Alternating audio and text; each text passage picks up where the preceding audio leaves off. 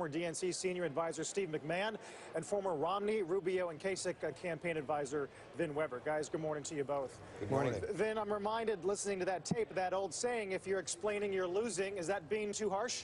No, it's not. It's probably not being harsh enough. I mean, one guy said to me, it's clear that Donald Trump thinks debate prep is a boarding school. There was no preparation done for this. He lost just about on every issue. She was clearly on offense. She was clearly well prepared. She kept him on defensive from beginning to the end. And in contrast to what he's been saying about her, by the end, she showed great stamina and he looked tired and worn out. Having said that, he did get a central message across throughout, which is she's the in-person, he's the outsider. She's the politician, he's not. He's for change, she's for more of the same. That did come through in what otherwise was a night dominated by Hillary Clinton. Steve, I see a lot of Democrats trying to take victory laps this morning, but there were no knockout punches that I saw, no major gaffes, and a lot of people have strong feelings about these candidates already. Might people be reading too much into a possible Hillary victory at this debate? Well, I mean, I think they might be reading a little too much into what it means. We're going to have to wait and see what the polls suggest on that. But I think there were a lot of knockout punches that were landed. Unfortunately for Donald Trump, he was punching himself in the head repeatedly. And then Hillary Clinton, of course, would throw the red meat out there and he would take the bait. I mean, it was a disaster for him. There's no other way to put it. It was a great night for her. She looked disciplined. She looked prepared. She looked ready. She looked like she had the stamina and strength to be president. She sent a message to our allies that we're going to keep our word. And I think she reassured the street. If you look at the markets today, they're up. And the reason they're up is because she had a good night, because people can see her as president, and because they can finally see that Donald Trump probably inflicted some wounds that are going to be difficult to recover from. Vin, it's not hard to understand the appeal of simplicity in this complex world, but on the topic of foreign policy, Trump had no plan on how to defend ISIS or how to defend the United States against ISIS, whereas Clinton actually had an outline and was able to articulate what she would actually do. Was that a missed moment for Trump?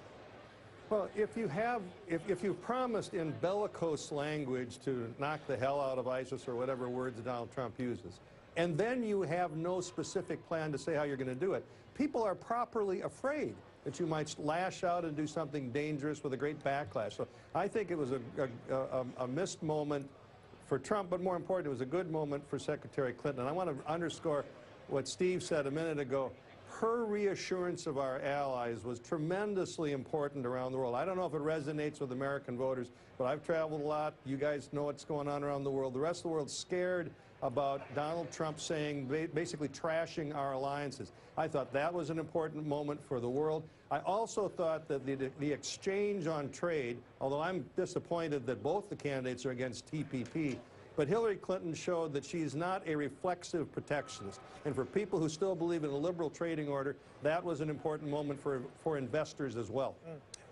Taxes, of course, a central topic last night. This is a bite of Trump and Clinton discussing his tax returns and what we may learn later.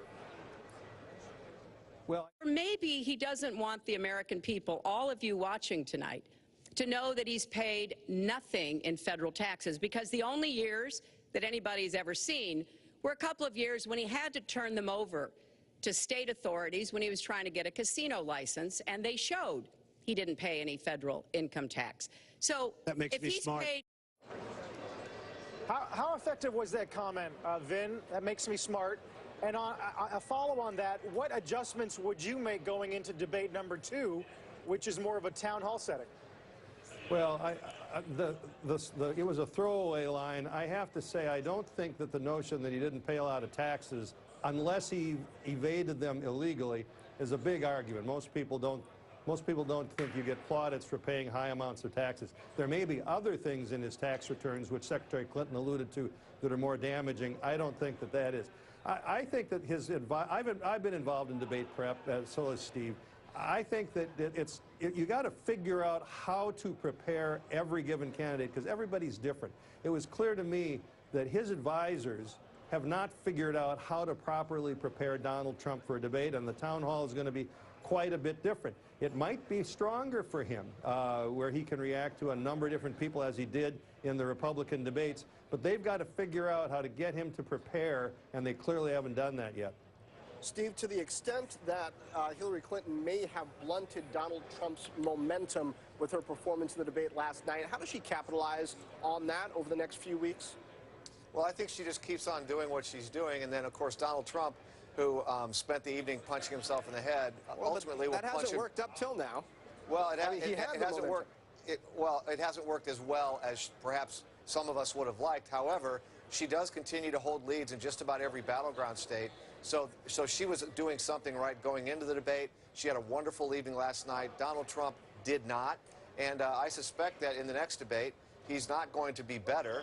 He's going to be more desperate, and he's going to over-rev, and he's going to be even more irritable and off the wall, and I suspect make an even worse impression on the voters he needs to attract. Remember, last night was about Donald Trump trying to add to his vote total, because he's behind Hillary in nearly every measure, and he needs college-educated women and minority voters in increasing numbers to come over to him in order for him to be successful. And I didn't see anything from him last night that would cause any of those voters to feel better about him or support him in November. So he made the hill steeper, and she had a very good night.